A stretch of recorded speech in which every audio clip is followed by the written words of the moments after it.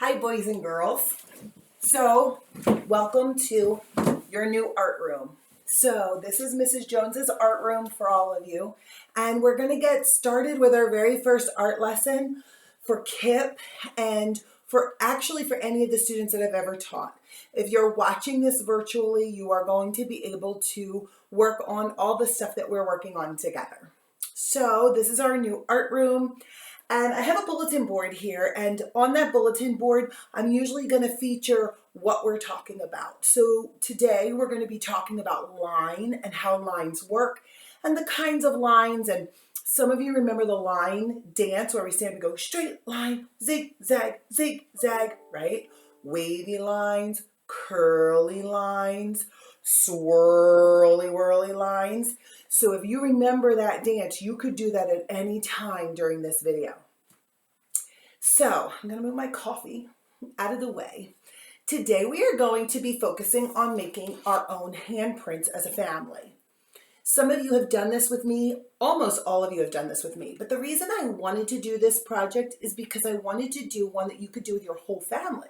So moms, dads, grandmoms, grandpops, aunts, uncles, you can all do this too because it's a really fun project and it's one that talks about us as individuals. So I'm going to put that a little closer to the screen for you to see. Back in caveman times, when a caveman would paint something on the cave wall, they would sign it with a handprint.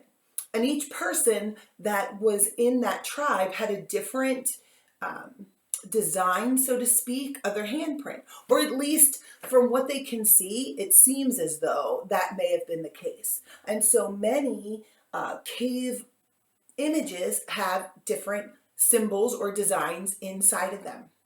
So one of the things I wanted to talk to you about was how to make those designs. So before we get started, let me tell you what materials we need today. You are going to need a piece of paper that can fit your hand. So if you don't have a piece of copy paper from a printer at home, you can use a notebook with loose leaf paper. If you had any old worksheets from school, you can use the back of one of those. That's fine. Not your packets that were sent home, because you got to do work on those. But I'm talking about old stuff. Notices from school, use the back. Okay, that'll work too, as long as your hand can fit. And you are going to need a pencil today. If you have markers, you can use markers. If you don't have a pencil, but you do have markers, just use markers. You can use pen. You could really use anything. There's no restriction on what you're allowed to use. And I have crayons today too, so I'm going to incorporate a little bit of everything. So if you have it, bring it out, put it on your table, and let's get ready. Now we're ready. Okay. You can always pause this video at any time, so if you need to just listen to something again, I'm a little different than Art Hub. You're not going to watch me draw the way they do on that video because I want to do a little bit deeper teaching. So I want it to be something that not only are you making a beautiful art project, but you're learning, because that's the point, right? I want you to actually take something away from every lesson. So since we all are together now and we're all in our homes together, it's kind of like maybe how the cavemen lived, right? They all lived together. Maybe they lived in that cave. Maybe that's where they all stayed. Maybe it was a whole tribe. Maybe it was smaller groups of the tribe, but it was usually more than one person, just like us. And so what I would like is for each one of you to develop your own unique handprint, the way we all have our own unique fingerprints. You're going to develop your own unique handprint. So if you are the older brother or older sister, your handprint is going to look different from your younger brother or your younger sister or your cousin or whoever you're in your house with. Everybody's has to be different and unique.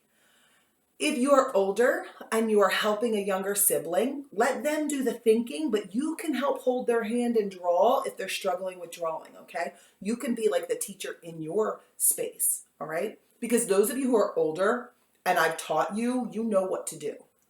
So you might have to help the little ones. All of the lessons that I do are going to go from K to 4. So kindergarten students will be able to do it. 4th grade students should be able to rock it out of the park and can even add more, like maybe more than one hand, or you could do overlapping, all that kind of stuff. So let's get started. The first thing I have to do is trace my hand. So in order to trace my hand, I have to make sure that my hand fits on my paper. Let me move these markers out of the way. So my hand has to fit on my paper. I'm going to make sure that my fingers are spread out, because if they're together, if my hand is like this, you can see my hand there. If it's like that, I can't draw in between the fingers. So it's got to be spread out like this. So I'm going to spread out my hand, and I'm going to take my pencil. If you have only a marker, that's fine. Just be careful because you might get it on your hand. So a pencil is probably best in this case. And I'm going to slowly go around each finger. You can do this by yourself, or you can have somebody else help you trace your hand. I'd like you to try to do it by yourself. But if you can't and you only have one good piece of paper today, then let somebody help you. So I'm going to take my pencil. I'm going to start at my arm, and I'm going to go around my hand. I'm not going super fast because I want to be sure I don't make my fingers all different sizes so that it doesn't look like it goes together. Okay, so now I have my handprint, and it's a little hard to see because it's in pencil, but I'm going to quickly go over it with my markers so that you can see it a little bit better. When I create my designs on my hand, I'm going to use lines, and we're going to talk about all the different kinds of lines you can use. But first, I want to show you my hand. There's my hand. See it? Okay, so everybody should have a hand. My thumb looks a little fat, but that's okay. Okay, now the lines that can go in. There's all different types of lines that you can use as designs inside your hands. When I created this one, I used swirly lines. I did hatching. This is called hatching, where it crosses over each other. So you go do a bunch of lines in one direction and then ones that cross over. You could do a swirly whirly line. It's like a circle, but it never touches. Remember, we learned how to do that. I'll draw one of those for you so that you can see how that looks. So I'm going to put this over here. If I'm going to do a swirly whirly line, it's a circle that never touches. If I want to do a wavy line, I could do one that looks like that. If I want to do a curly line, it can look like that. Hatching, you go make a bunch of lines in one direction and then put a bunch of lines over top, kind of like you're making a tic-tac-toe board. You're going to use lines like these to design your hand. So you can also use shapes, boys and girls. I'm not opposed to you using shapes. So if you want to put circles and squares and triangles inside your hand, that's okay. But I'm going to start with some lines because that's what we're learning about. Lines, it's the first element of art. I'm going to start with a giant swirly whirly in the middle of my hand. A giant, oh, I like it like that because it looks like I'm waving, right? Ah! So a giant swirly whirly line in the middle of my hand. And then I'm going to draw two lines going across because my wrist, because look, now it looks like I'm wearing an Apple Watch, which I would never wear because I can't afford an Apple Watch. I don't want one.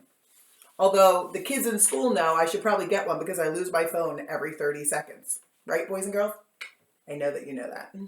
So now I'm going to add some zigzag lines inside of my fingers,